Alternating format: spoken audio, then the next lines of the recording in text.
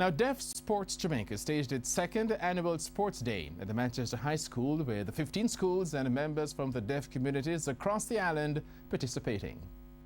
Following its inaugural staging of the event last year, Deaf Sports Jamaica says it's encouraged by the level of enthusiasm and interest shown by deaf communities across Jamaica since then.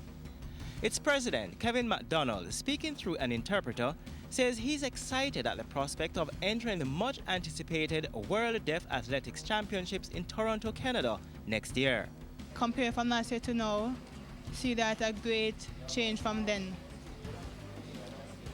Now we feel that we're ready to be in the world. How we plan to be a part of it, from this National Sports Day, we plan to pick the best, the top athletes, train them from now until then, so they can be ready and prepared for the event. The Caribbean Christian Center for the Deaf, Kingston, and the Maypen Unit School for the Deaf were among the participants in the event who spoke of the benefit to them and how it will facilitate their goal of participating in the World Championships.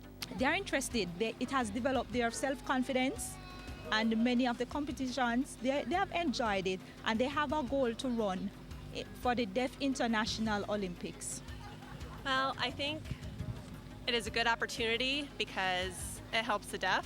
It feels good, helps them feel good about themselves, and it's an opportunity for them to get involved in sports and a way that maybe in the future they could compete with the hearing sports world. In his message, read by Deaf Sports Jamaica's Public Relations Officer Peter Kavanaugh, State Minister in the Ministry of Labour and Social Security Andrew Gallimore called for the rest of society to continue to support the deaf community to facilitate the equitable access to the concept of active living, which includes participation in varying sporting activities.